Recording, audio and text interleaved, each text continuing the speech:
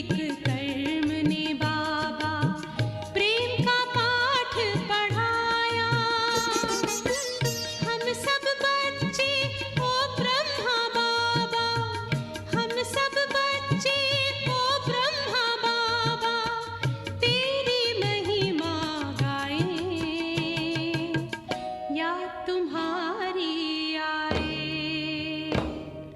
प्यारे बाबा, मीठे बाबा, याद तुम्हारी आए, याद तुम्हारी आए। प्यारे बाबा, मीठे बाबा, याद तुम्हारी आए, याद तुम्हारी आए।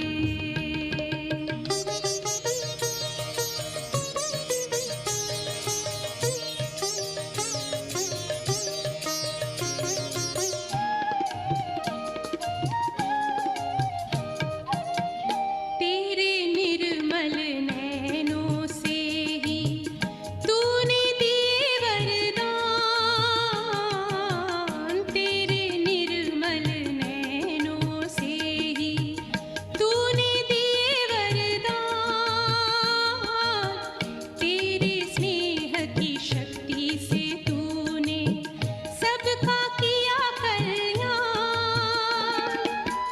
तुम ही वरदाता ब्रह्मा बाबा, तुम ही वरदाता ब्रह्मा बाबा, जीवन धन्य बनाए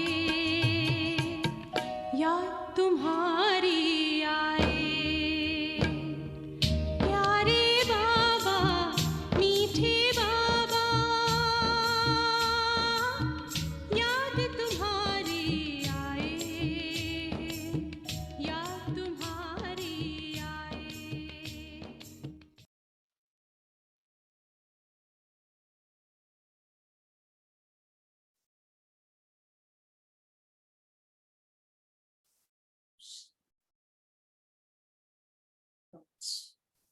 पवित्र बाप दादा के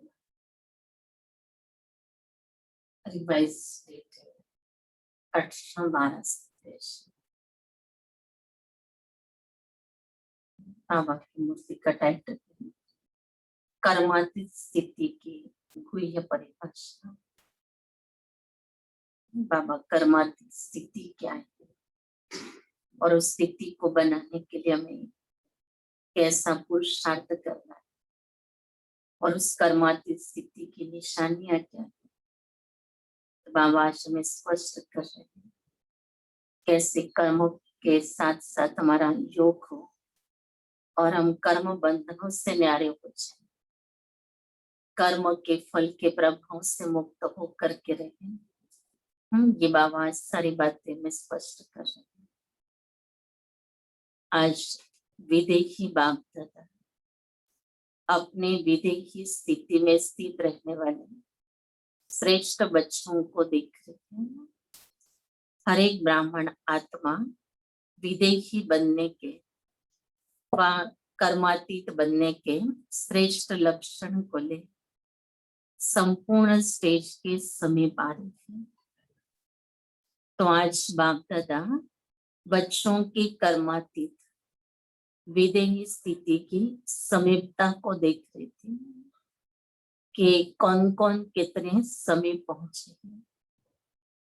बाबा आज विशेष चेकिंग कर रहे हैं कि हर एक ब्राह्मण आत्मा, बाबा कहते जो भी मेरे बच्चे बने हैं, जो ब्राह्मण बने हैं, हर बच्चे की विदेही बनने का जो लक्ष्य रखा हुआ है, कर्मातीत बनने का लक्ष्य रखा हुआ है, हम ब्रह्मा बाबा को सामने रखकर पुरुषार्थ करते हैं कि जैसे बाबा कर्मातीत बने वैसे हम भी अपने आप को बनाए। तो उस लक्ष्य के प्रमाण बाबा कहते आपकी संपूर्ण जो स्टेज है वो कितनी समीप आ रही है।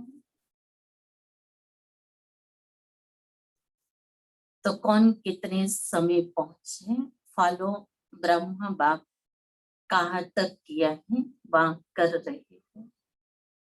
लक्ष्य सभी का बाप के समीप और समान बनने का ही है, लेकिन प्रैक्टिकल में नंबरवार बन जाते हैं। बाबा के लिए सबको लक्ष्य तो एक ही मिला है, सबने पसंद भी किया है कि हमें ब्रह्मा बाप जैसा ही बनना है, समीप आना है, समान बनना है। लेकिन फिर बाबा के लिए देखने में क्या आया कि प्रैक्टिकल में बच्चों को देखा तो नंबरवार है, इस देह में रहते हैं विदेही, अर्थात कर्मातीत बनने का एग्जाम्पल है। साकार में ब्रह्मा बाप को देखा तो कर्मातीत बनने की क्या विशेषता है। जब तक ये देह है कर्मेंद्रियों के साथ इस कर्म क्षेत्र पर पाठ बजा रहे हो, तब तक कर्म के बिना सेकंड भी रह नहीं सकते हो। बाबा के कर्मेंद्रों के साथ इस कर्म क्षेत्र पर सब पाठ बचा रहे हो। कर्म तो हर एक को करना ही है और करने बगैर रह भी नहीं सकते हो। कर्मातीत अर्थात कर्म करते हुए कर्म के बंधन से परे। कई बच्चे समझते हैं कि कर्म करना ही नहीं है, कर्मातीत बनना है तो कर्म से ही परे हो जाओ। लेकिन बाबा कह रहे बच्चे ऐसा तो हो नहीं सकता है। श्वास ले रहे ये भी कर्म है ना, खा रहे ये भी कर्म, देख रहे ये भी कर्म है। जब तक कर्मेंद्रियों का साथ है तब तक कर्म क्षेत्र पर कर्म कर ही रहे हैं। लेकिन कैसे कर्म करना है बाबा कह रहे ये बच्चों को सीखना है। एक है बंधन और दूसरा है संबंध।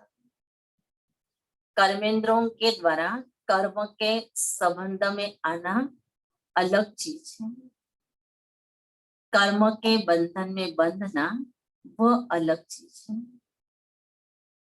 कर्म बंधन कर्म के हद के फल के वशीभूत बना देता है। वशीभूत शब्द ही सिद्ध करता है जो किसी के भी वश में आ जाता है। वश में आने वाले भूत के समान भटकने वाले बन जाते हैं। जो वश होता है बाबा कहते हो भूत के समान स्थिति में होते हैं, भटकने वाली स्थिति होती है। तो ये भी कितना कड़ा शब्द बाबा कह रहे हैं हम बच्चों को कि ऐसी वशीभूत स्थिति नहीं होनी चाहिए। कर्म भले करो, कर्म के संबंध में आओ, लेकिन बंधन में नहीं आना है। अगर उसके बंधन में बंध गए, माना जैसे उस कर्म के वश होके उसका जो फल मिला है बाबा कहते उसके वश होकर के चल रहे हैं।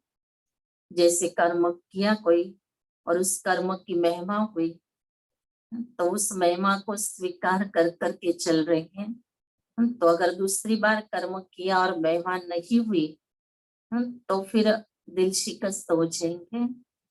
तो जैसे वश होकर के कर्म करने की आदत हो गई है, तो बाबा कहते कर्म करो लेकिन उसके प्रभाव में नहीं आकर के कर्म करो।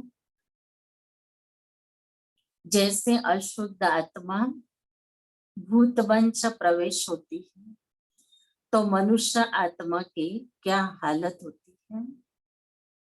परवश स्थिति का एग्जाम्पल बाबा ने दिया है। जब किसी में कोई आत्मा की प्रवेशता होती है तो वो जो आत्मा ओरिजिनल उस शरीर की होती है वो उस समय पर अपना पार्ट प्ले नहीं कर पाती है, और जो आत्मा भूत के रूप में आई है अब वही उसका अपना सारा प्रभाव डालती है। वो अपनी सारी इच्छाएं पूर्ण करने के लिए उस शरीर को प्रयोग करती है। तो बाबा कहते बच्चे ऐसी स्थिति जो होती है ये कर्म बंधन वाली स्थिति है, परवशों भटकते रहते हैं।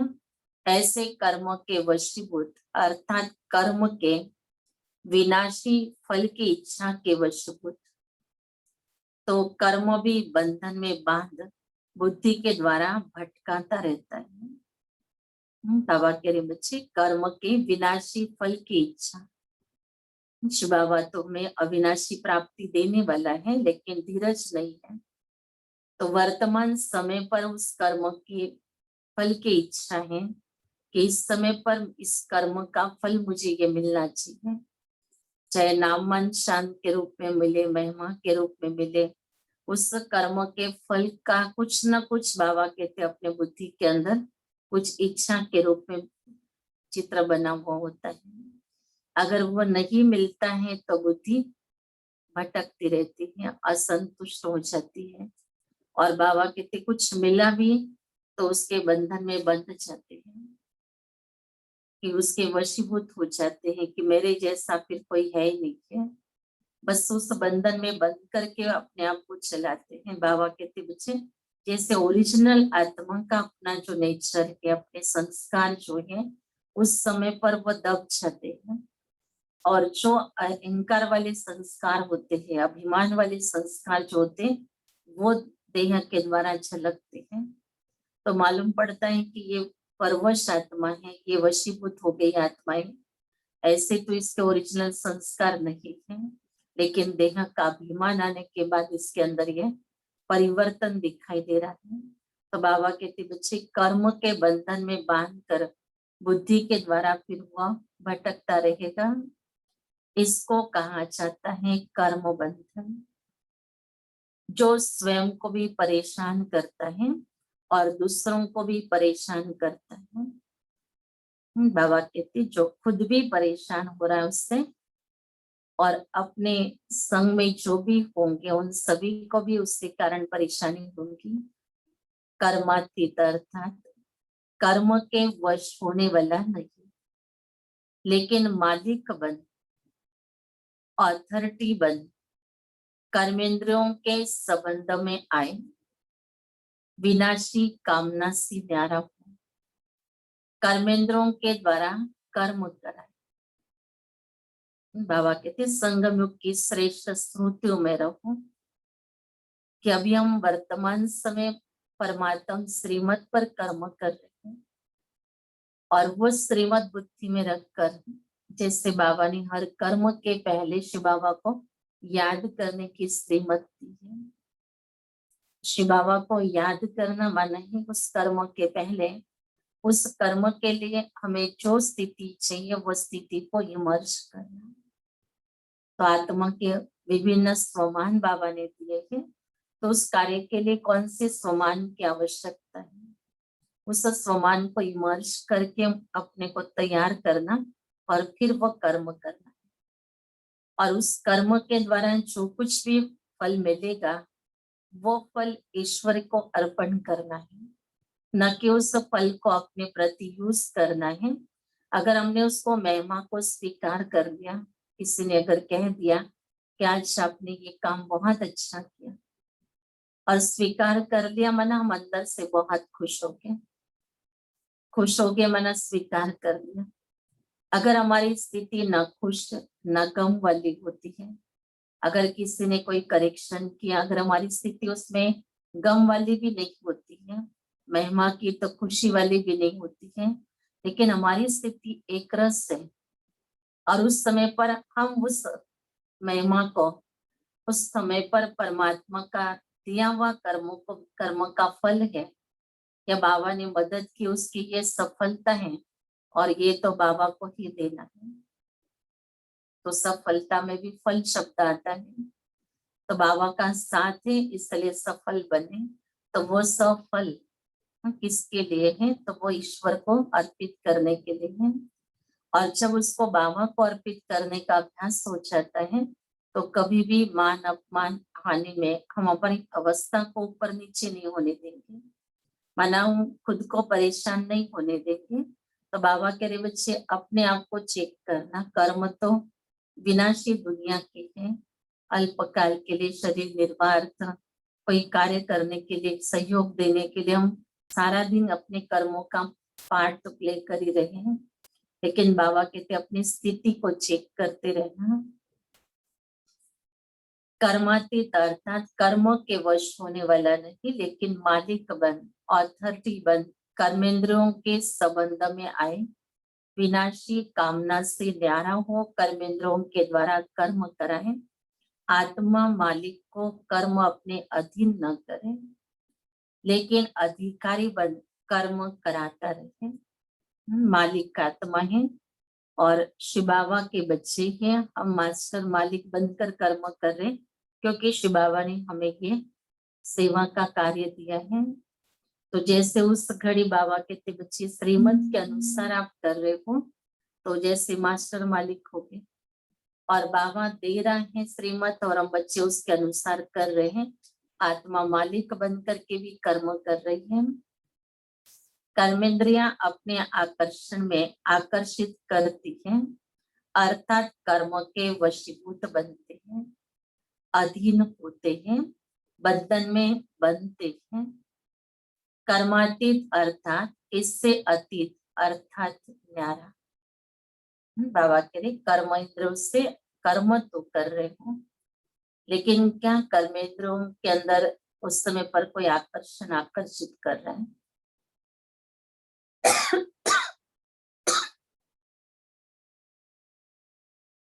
तो कर्म के वशीभूत बनते हैं, अधीन होते हैं, बंधन में बनते हैं, ये सब चेकिंग करनी है। कर्मातीत अर्थात इससे अतीत अर्थात न्यारा। आंख का काम है देखना, लेकिन देखने का कर्म कराने वाला कौन है? आंख कर्म करने वाली है और आत्मा कर्म कराने वाली है।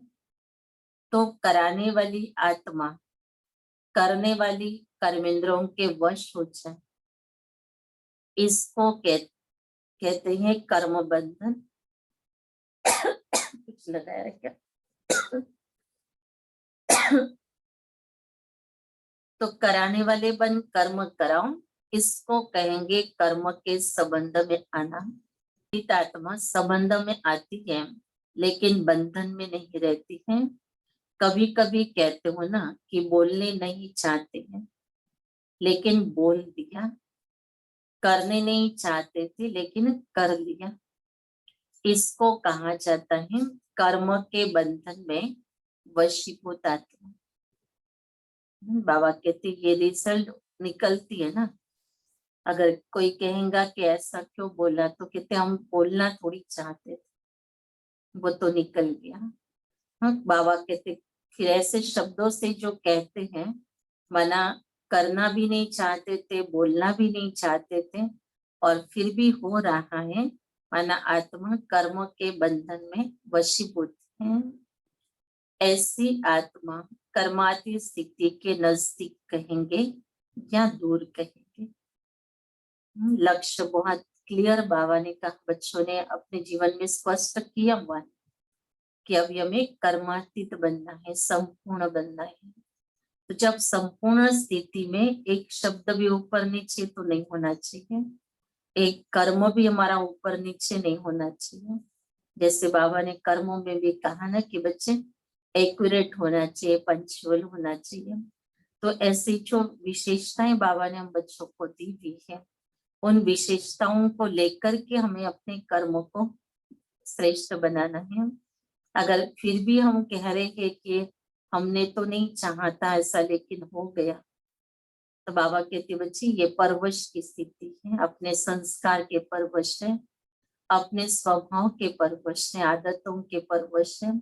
तो आदत बनी हुई है अपने, तो कोशिश तो करते हैं लेकिन कुछ समय के बाद वो फिर वो आदत के वश होकर करते हैं, तो आपके रिजल्ट वही निकलती जो नहीं निकलनी चाहिए थी।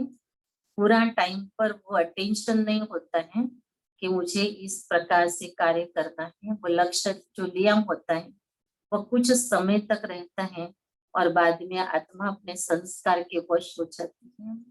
तो इसलिए बाबा कहते जो भी ऐसे पुराने संस्कार हैं, अभी उसको जब बार बार यूज करते रहेंगे तो वो संस्कार परिपक्व बनेंगे। संगम युग पर तो वो और भी ठप्पा लग जाता है उसके ऊपर। तो इसलिए बाबा कहते बच्चे अब पुराने जो संस्कार है उसको अभी यूज नहीं करो। कर्मातीत अर्थात देह, देह के संबंध, पदार्थ, लौकिक चाहे अलौकिक, दोनों संबंध से, बंधन से अतीत अर्थात न्यारे। बाबा कहते कर्मातीत अर्थात, कितना स्पष्ट बाबा अर्थ बता रहे हैं कि देह, देह के संबंध, काका चाचा मामा माँ बाप आदि जो भी है, फिर पदार्थ, लौकिक चाहे अलौकिक, दोनों संबंध से। बाबा कहते बच्चे, कई बार होता है ना कि लौकिक संबंधों से तो रिश्ते दूर कर देते हैं, न्यारे भी हो जाते हैं, लेकिन अलौकिक संबंधों में फिर हम जुड़ जाते हैं। जैसे लोहे की जंजीर तोड़ी और लेकिन सोने की जंजीर से बंद करी। लेकिन बाबा ने कहा कि लौकिक हो या अलौकिक हो, दोनों संबंध से, बंधन से अतीत अर्थात न्यारे। बल संबंध शब्द कहने में आता है देह का संबंध, देह के संबंधियों का संबंध, लेकिन देह में व संबंध में अगर अधीन है तो संबंध भी बंधन बन जाता है। बाबा कहते अगर अधीनता है, ये तो अपनी मन बुद्धि से हम चेक कर सकते हैं कि उन संबंधों में कितने अधीन हैं। जो अधीन होते हैं ना, वो कहते कि हम उनके बिना रह नहीं सकते हैं, उनके बिना हम जी नहीं सकते हैं, उनसे बात करने बगैर ठीक नहीं लगता है। तो ये अधीनता की स्थिति। तो बाबा कहते बच्चे ये भी चेक करना है, ये संबंध नहीं लेकिन आत्मा के लिए बंधन है। संबंध शब्द न्यारा और प्यारा अनुभव कराने वाला है। आज की सर्व आत्माओं का संबंध बंधन के रूप में बदल गया है।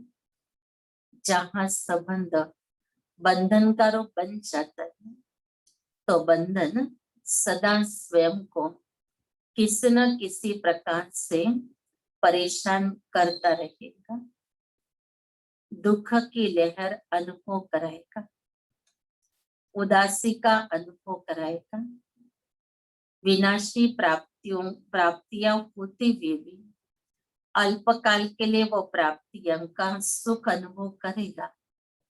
सुख के साथ साथ अभी अभी प्राप्ति स्वरूप का अनुभव होगा, अभी अभी प्राप्ति होते हुए भी अप्राप्त स्थिति का अनुभव होता है। बाबा कहते वो प्राप्तियां हैं, लेकिन अभी सोचेंगे प्राप्तियां हैं, अभी सोचेंगे नहीं है, अप्राप्ति का अनुभव भी करते हैं। भरपूर होते भी अपने को खाली खाली अनुभव करेगा। सब कुछ होते हुए भी कुछ और चाहिए। विनाशी प्राप्तियां है भी, लेकिन अंदर से आत्मा में खालीपन है।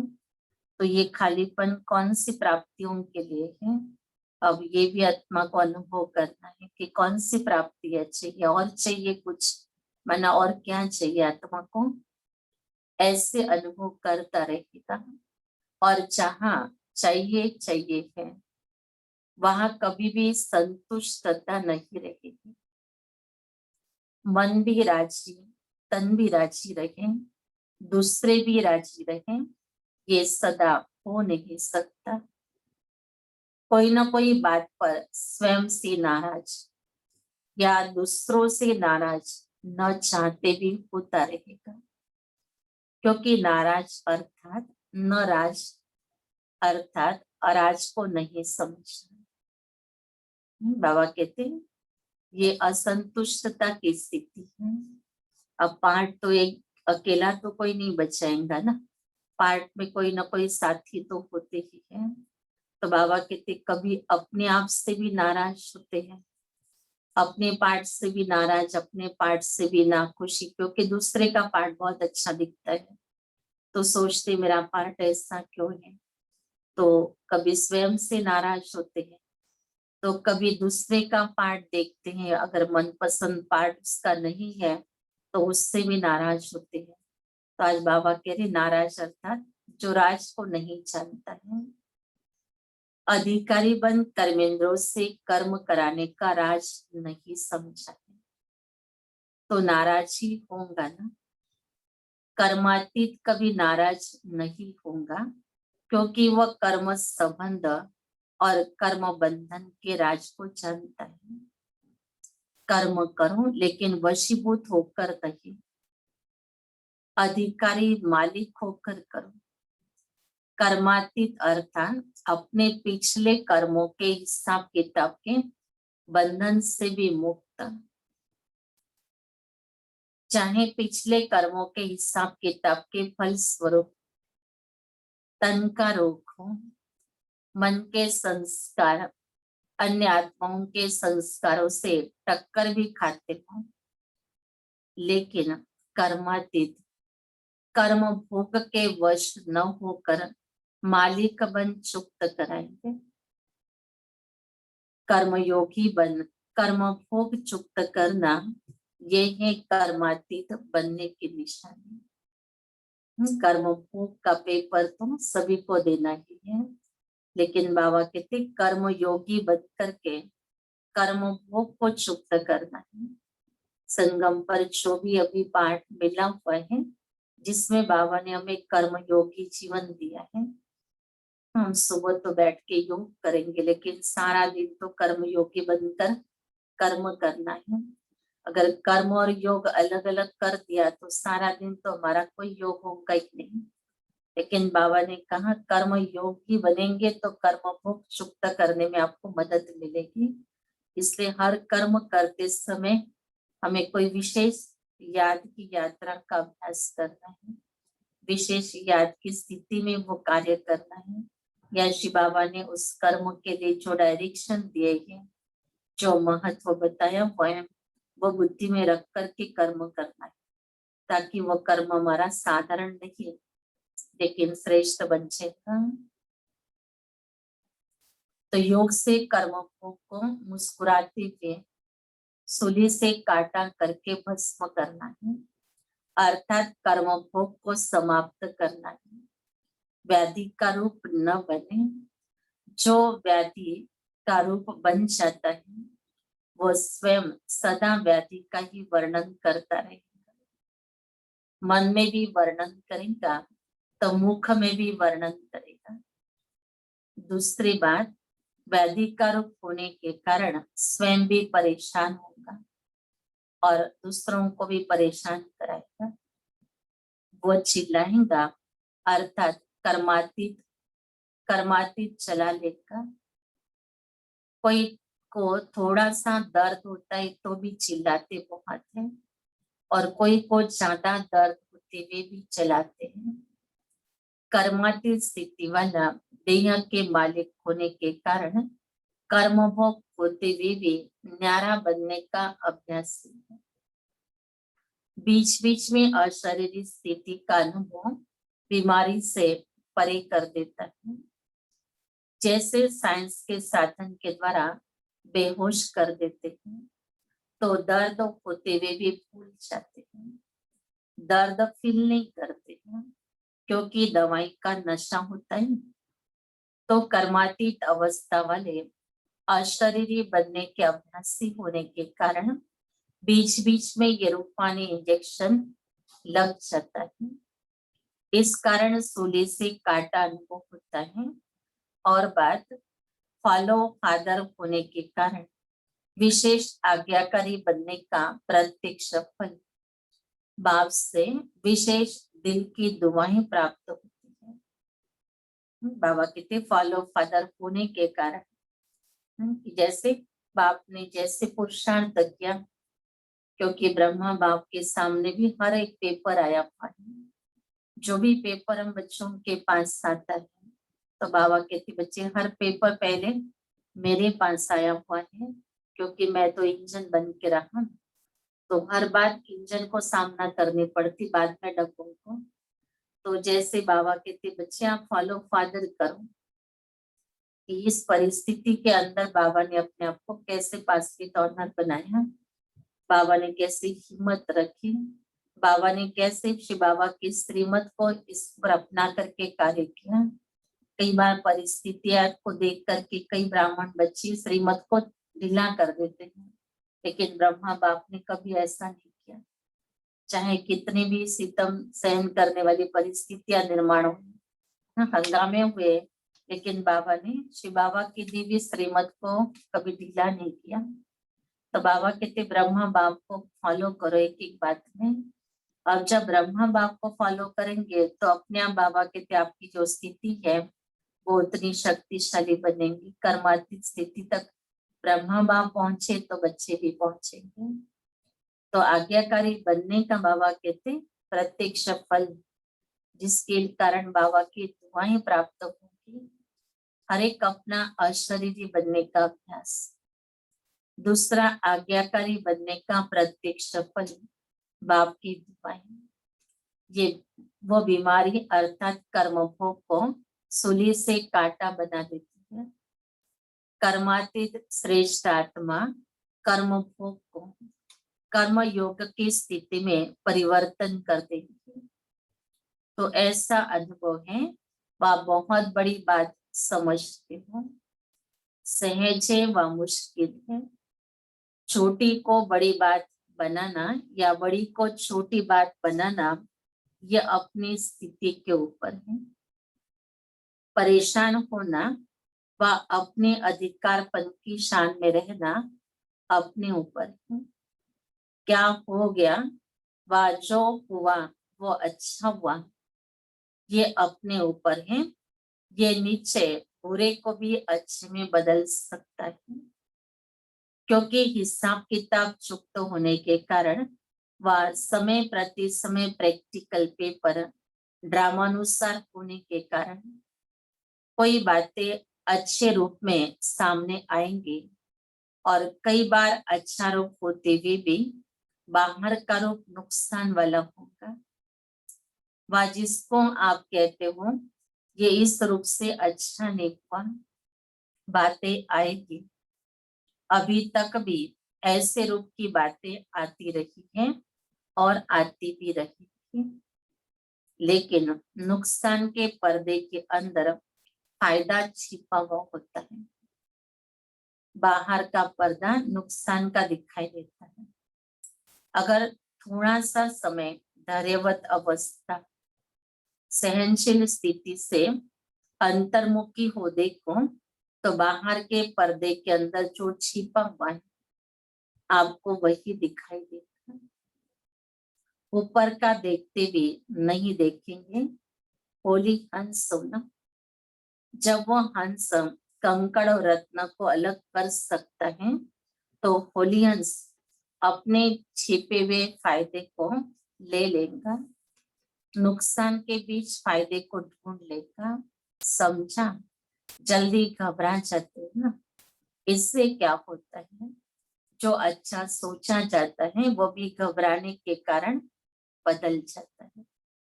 तो घबराओ नहीं, कर्म को देख कर्म के बंधन में नहीं फंसो।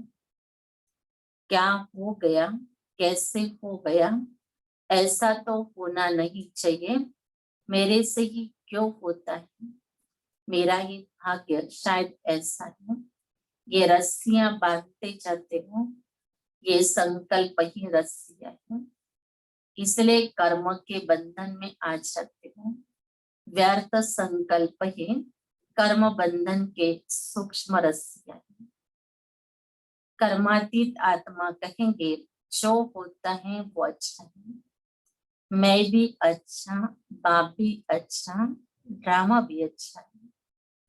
ये बंधन को काटने की कैंची का काम करते हैं। बंधन कट गए तो कर्मातीत हो गए ना। कल्याणकारी बाप के बच्चे होने के कारण संगमयुग का हर सेकंड कल्याणकारी है। हर सेकंड का आपका धंधा ही कल्याण करना है, सेवा ही कल्याण करना है। ब्राह्मणों का ऑक्यूपेशन ही है विश्व परिवर्तक, विश्व कल्याणी। ऐसे निश्चय बुद्धि आत्मा के लिए हर घड़ी निश्चित कल्याणकारी है। समझा? अभी तो कर्मातीत की परिभाषा बहुत है, जैसे कर्मों की गति गहन है, कर्मातीत स्थिति की परिभाषा भी बड़ी महान है। और कर्मातीत बनना जरूरी है। बिना कर्मातीत बनने के साथ नहीं चलेंगे। साथ कौन जाएंगे? जो समान होंगे। ब्रह्मा बाप को देखा है, कर्मातीत स्थिति को कैसे प्राप्त किया। कर्मातीत बनने का फॉलो करना है, अर्थात साथ चलने योग्य बनना है। आज इतना ही सुनाते हैं, इतनी चेकिंग करना, फिर और सुनाएंगे। अच्छा, सर्व अधिकारी स्थिति में स्थित रहने वाले, कर्म बंधन को कर्म के संबंध में बदलने वाले, कर्म भोग को कर्म योग की स्थिति में सूली से कांटा बनाने वाले, हर सेकंड कल्याण करने वाले, सदा ब्रह्मा बाप समान कर्मातीत स्थिति के समीप अनुभव करने वाले, ऐसे विशेष आत्माओं को बाप दादा का याद प्यार और नमस्ते। बाबा की पार्टियों से मुलाकात है, पहले ग्रुप से है कि सदा अपने को समर्थ बाप के समर्थ बच्चे अनुभव करते हो। कभी समर्थ कभी कमजोर ऐसे तो नहीं, समर्थ अर्थात सदा विजय। समर्थ की कभी हार नहीं हो सकती, स्वप्न में भी हार नहीं हो सकती है। स्वप्न, संकल्प और कर्म सब में सदा विजय, इसको कहते हैं समर्थ। ऐसे समर्थ हो क्योंकि जो आपके विजयी है, बहुत काल से वही विजय माला में गायन पूजन योग्य बनते हैं। अगर बहुत काल के विजय नहीं है, समर्थ नहीं, तो बहुत काल के गायन पूजन योग्य नहीं बनते हैं।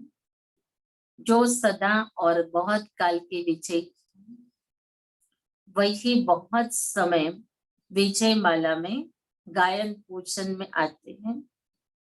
और जो कभी कभी के विजयी है, वो कभी कभी के अर्थात 16,000 की माला में आएंगे। तो बहुत काल का हिसाब है, तो सदा का हिसाब है। बहुत काल का हिसाब है और सदा का हिसाब है। 16,000 की माला सभी मंदिरों में नहीं होती है, कहाँ कहाँ होती है। सेकंड ग्रुप से कि सभी अपने को इस विशाल ड्रामा के अंदर हीरो पार्टधारी आत्माएं अनुभव करते हो। आप सबका हीरो पार्ट है। हीरो पार्टधारी क्यों बने? क्योंकि ऊंचे ते ऊंचा बाप जीरो है, उसके साथ पार्ट बचाने वाले हो। आप भी जीरो अर्थात बिंदी हो, लेकिन आप शरीरधारी बनते हो और बाप सदा जीरो है। तो जीरो के साथ पार्ट बचाने वाले हीरो एक्टर है।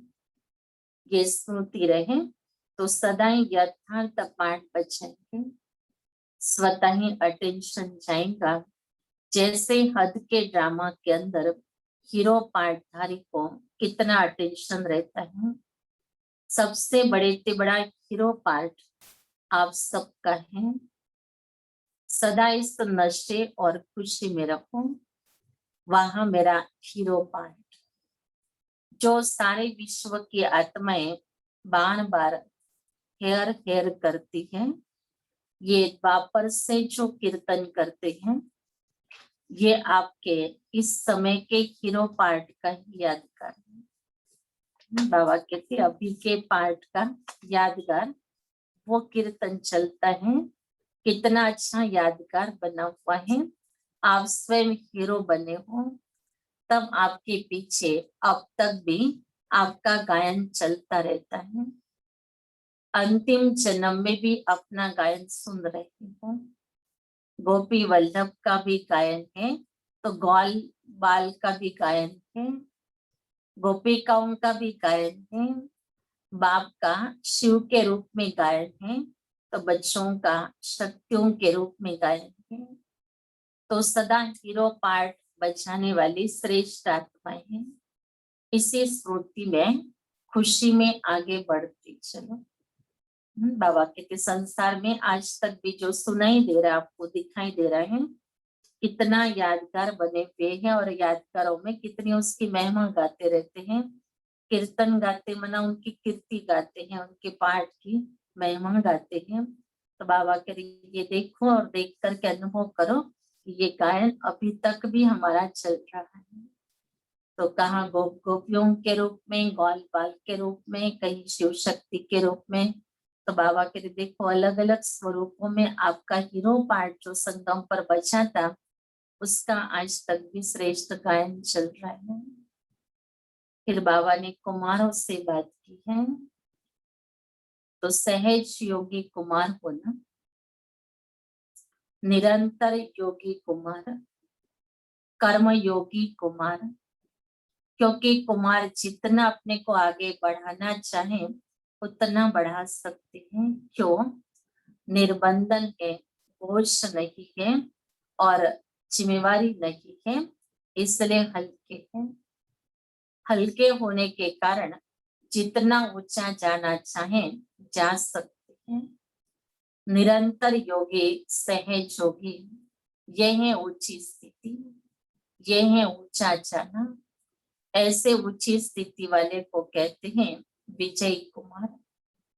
विजयी हो या कभी हार कभी जीत, ये खेल तो नहीं खेलते हो। अगर कभी हार कभी जीत के संस्कार होंगे तो एक स्थिति का अनुभव नहीं होगा। एक की लगन में मगन रहने का अनुभव नहीं करेंगे। वे दूसरे कुमार ग्रुप से कि सदा हर कर्म में कमाल करने वाले कुमार होना। कोई भी कर्म साधारण नहीं हो, कमाल का हो।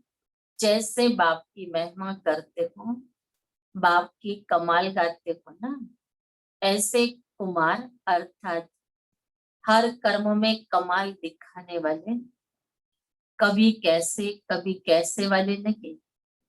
ऐसे नहीं जहां कोई खींचे वहां खींचे जाओ। लुढ़कने वाले लोटे नहीं, कभी कहाँ लुढ़क जाओ कभी कहाँ। ऐसे नहीं, कमाल करने वाले बनो, अविनाशी अविनाशी बनाने वाले हैं। ऐसे चैलेंज करने वाले बनो, ऐसे कमाल करके दिखाओ जो हर एक कुमार चलता फिरता फरिश्ता हो। दूर से ही फरिश्तेपन की झलक अनुभव हो। वाणी से सेवा के प्रोग्राम तो बहुत बना लिए हैं, वो तो करेंगे ही, लेकिन आजकल प्रत्यक्ष प्रूफ चाहते हैं। प्रत्यक्ष प्रमाण सबसे श्रेष्ठ प्रमाण है। प्रत्यक्ष प्रमाण इतने हो जाए तो सहज सेवा हो जाएगी। फरिश्तेपन की सेवा करो तो मेहनत कम सफलता ज्यादा होगी। सिर्फ वाणी से सेवा नहीं करो, लेकिन मन वाणी और कर्म तीनों से साथ साथ सेवा हो। इसको कहा जाता है कमाल। कैसे कुमार हो और कैसे कुमारों के द्वारा सेवा हो, ऐसी जीवन हो। बाबा कह रहे कि वही जीवन आपकी प्रत्यक्ष प्रमाण हो। तो ऐसी धारणाएं हो, ऐसे फरिश्तेपन की झलक हो। बाबा कह रहे साधारण कुमार नहीं, लेकिन फरिश्ते नजर आए। और ऐसे फरिश्तों को इस संसार में वर्तमान समय कोई देखे तो बाबा कहते बच्चे वो वाणी से भी ज्यादा सेवा इससे हो जाएगी। वाणी से सेवा तो बाबा कहते बहुत कर ली है, लेकिन अभी तो अपने स्वरूप के द्वारा सेवा करनी है। फिर बाबा ने बच्चों से विदाई ली।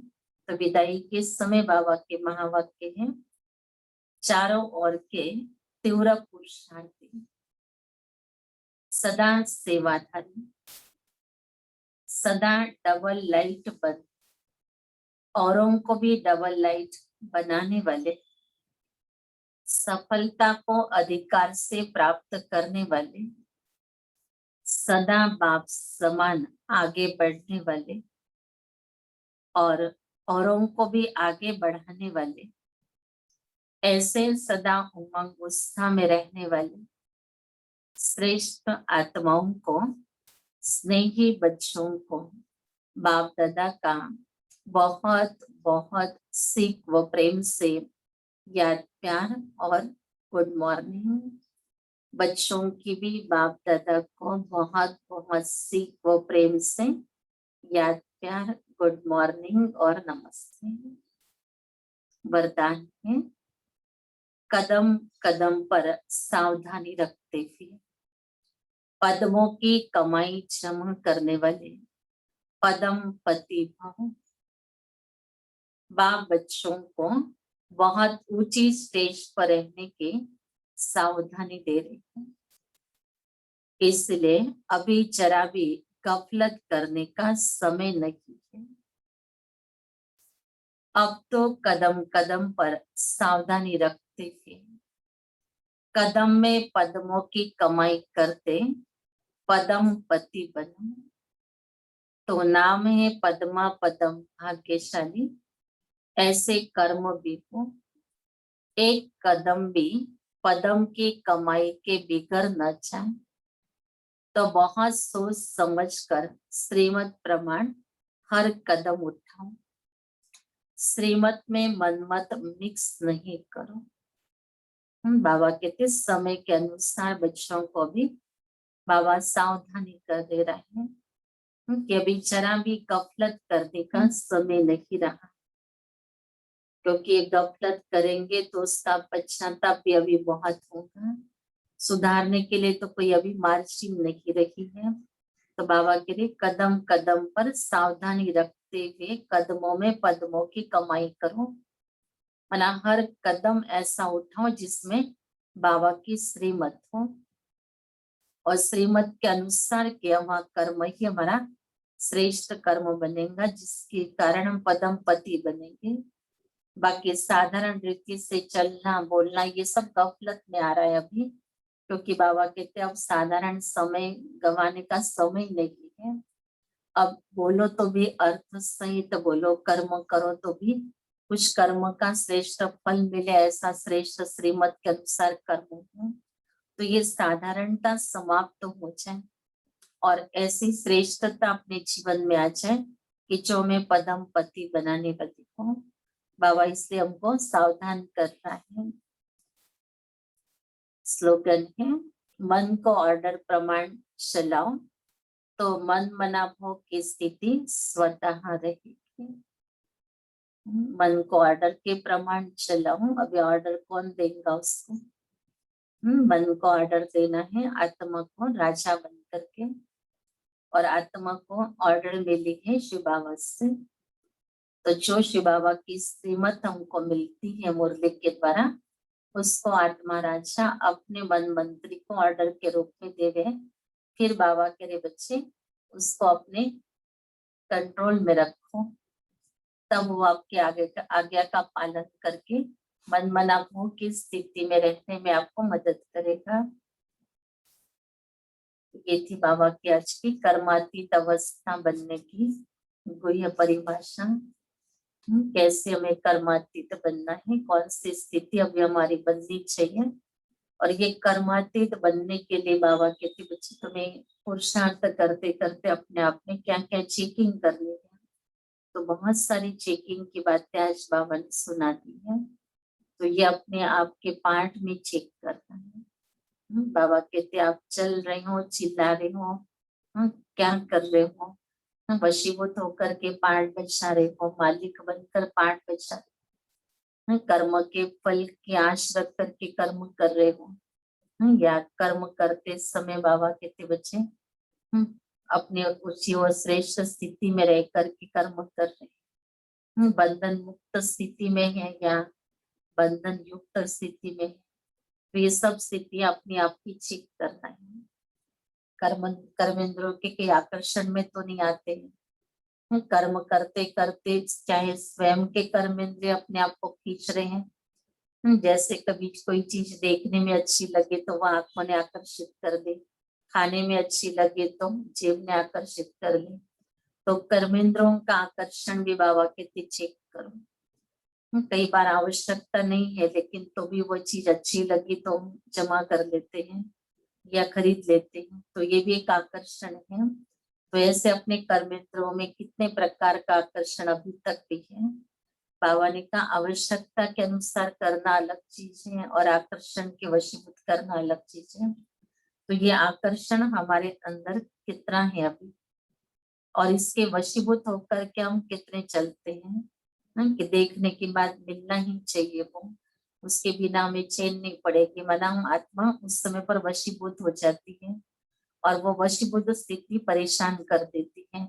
अब खुद को परेशानी होंगी, वो दूसरों को भी परेशान करेंगे कि वो मुझे चाहिए, वो मुझे मिलना चाहिए, वो मिलेगा नहीं तब तक दूसरे को भी चैन से बैठने नहीं देंगे। तो ऐसे ये भी अधीनता नहीं होनी चाहिए। बाबा कहते हैं अपनी आवश्यकता है तो बाबा जरूर देगा, और आवश्यकता नहीं है तो बाबा कहते बच्चे वो अपने काम की चीज नहीं है। उस समय पर ये अपने मन को समझा दो कि ये तो चीज ही दुनिया की चीज है ना, ये मेरे कोई काम की चीज नहीं है। ये चीज तो इस समय की नहीं, इससे तो बढ़िया चीज हमको नई दुनिया में बाबा से मिलेगी। इससे बढ़िया स्वादिष्ट भोजन तो बाबा हमको सत्युग में देने वाला है। तो यहाँ के कलयुग के ये नरक का भोजन कहीं आकर्षित न करें। तो कई प्रकार के पेपर्स आ सकते हैं, लेकिन इन पेपरों में पास होने के लिए बाबा कहते अपनी चेकिंग करना कि हम क्या क्या कर दे कर्मेंद्रों से।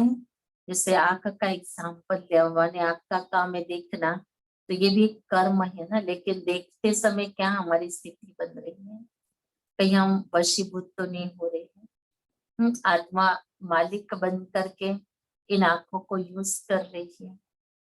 तो अगर आत्मा मालिक बनकर आंख को यूज करेंगे तो वो आत्मा को ही देखेगी।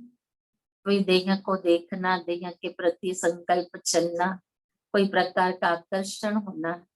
जैसे देखेंगे किसने कोई अच्छी ड्रेस पहनी है तो कहेंगे इसका ड्रेस बहुत अच्छा है, इसके कलर बहुत अच्छे हैं, इस ड्रेस में ये व्यक्ति बहुत अच्छी लगती है। तो ये आंखों ने देखा और उसके वश हो गई, तो उस वश होने के कारण उसका आकर्षण बुद्धि का उसमें चला गया। तो बाबा ये कहता है कि बच्चे आंख का काम है देखना, लेकिन मालिक आत्मा है। आत्मा मालिक बनकर के उस स्टेज पर आत्मा आंख का प्रयोग करे। तो ऐसे एक एक कर्मेंद्रियों को अपने वश करना है।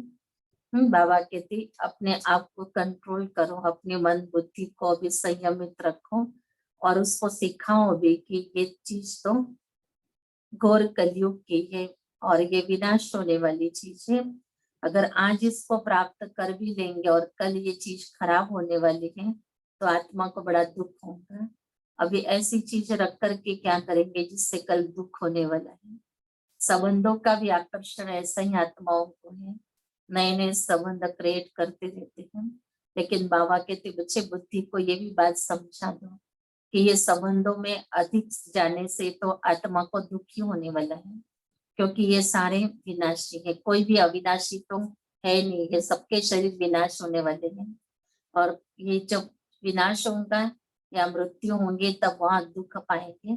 इसके बजाय बाबा ने कहा बच्चे अभी समेटने का कार्य करो, देह के संबंधों का विस्तार नहीं करो, लेकिन देह के संबंधों से उद्योग निकालो। क्योंकि हम बच्चे अपने आप को परेशान नहीं करेंगे, अपने मन और बुद्धि को सुख शांति का आनंद का अनुभव कराएंगे। बाकी सारी आत्माओं के साथ हमारा आत्मा भाई भाई का रूहानी नाता है, वो सारी विश्व की आत्माओं के लिए है। इसलिए कोई भी दैहिक संबंधों को बाबा कहते अब बढ़ाओ नहीं, न उन संबंधों में जाओ। जैसे बाबा ने एक बार कहा था कईयों को तो अपने सगे भाई बहन नहीं होते हैं तो कहते हमारी मानेली बहन है, मानेला भाई है, माना संबंधों का विस्तार करते रहते हैं और उस संबंधों के विस्तार में पर पड़े रहते हैं। तो इसलिए बाबा तो बच्चों को संगम पर मना करता है कि बच्चे जितने संबंधों का विस्तार कम है उतने आप बच्चे भाग्यवान हो, क्योंकि आपका उतना बुद्धियोग उसमें नहीं है, आपका बुद्धियोग बाबा में है और बाबा को ही आपने अपने साथ सर्व संबंधों से अपना बना लिया। जो संबंध देह के अपने पास नहीं भी है इस जन्म में, तो इतना अच्छा गोल्डन चांस मिला है कि वो संबंध हमारा परमानेंट बाबा के साथ है। और बाबा के साथ वो संबंध होने से हम बच्चे सदा के लिए बहुत निश्चिंत हैं, क्योंकि बाबा अविनाशी है। तो मेरा और बाबा का साथ का वो संबंध जो है वो भी अविनाशी हो गया है। उस संबंध में कभी विनाश होने का कभी डर नहीं है, कभी दुख नहीं है। तो ऐसे संगम के सुहावने सुख की घड़ियों में बाबा कहते बच्चे अब तुमको जीना आना चाहिए। दुनिया में भले दुख समझते हैं कि हमारे पास ये संबंध नहीं वो संबंध नहीं है, लेकिन यहाँ बाबा कहते बहुत खुशी मनाना है कि जितने हम देह के संबंधों के विस्तार से दूर है, या जितना हमारा छोटा सा संबंध वाला परिवार है, उतना बाबा कहते बच्चे आपका कनेक्शन बाबा के साथ अनेक संबंधों के साथ आप जोड़ सकते हो। और सर्व संबंध इस संसार में होते हुए भी सभी को अपना संबंध शिव बाबा से जोड़ना ही है। यही हमारी कर्मातीत स्थिति बनाने के लिए शिव बाबा की आज्ञा है, क्योंकि ये सब होते हुए भी इनमें बुद्धियोग निकालो। है तो बुद्धियोग निकालना पड़ेगा, नहीं है तो वो एक मेहनत पुरुषार्थ की कम करने होंगे, कम होंगे। बाकी जिसके पास सारे संबंधों में बुद्धियोग गया हुआ है, उसको उसमें से निकाल करके बाबा में लगाना, ये पुरुषार्थ की मेहनत करनी है। लेकिन ये अभ्यास बाबा कहते बहुत समय से आपको करते रहना पड़ेगा। अशरीरी बन के कर्मातीत अवस्था की अपनी तैयारी करनी है। कर्मातीत अवस्था के एग्जाम्पल तो ब्रह्मा बाप को भी देखा, तो अन्य दादियों को भी देखा, दादाओं को भी देखा कि कैसे कर्म भोग के ऊपर उन्होंने विजय प्राप्त की। कर्मातीत स्थिति में कैसे आए हुए हिसाब किताब को कैसे हंसते हंसते पार किया। बाबा कहते बच्चे भोगना के रूप में नहीं भोगा उन्होंने, लेकिन अशरीरी बन करके न्यारे हो करके उस परीक्षा को पार किया। तो ऐसी स्थिति बाबा कहते बच्चे आपको भी सभी को ब्रह्मा बाप को फॉलो करना चाहते हैं, तो ऐसी कर्मातीत स्थिति अपने बना लो। ब्रह्मा बाप से प्यार है, तो वैसा बनना भी चाहते हैं। तो ब्रह्मा बाप ने जैसे आज्ञाओं का पालन किया, शिव बाबा की श्रीमत पर चले, वैसे ही बाबा कहते आपको भी ब्रह्मा बाप के कदम पर अब अपने कदम रख करके पदम पति बन जाए। अभी तो बहुत कमाई करने का बाबा ने मौका दिया है। बहुत सुंदर बाबा ने हम बच्चों को सिंपल सरल रीति से अपनी कर्मातीत स्थिति बनाने की व्याख्या बता दी है, परिभाषा बता दी है। तो अभी हम अपने कार्य में लक्ष्य है, अपने कर्मेंद्रों को इस कर्म क्षेत्र पर पाठ प्ले करने के लिए लाना और फिर न्यारा हो जाना।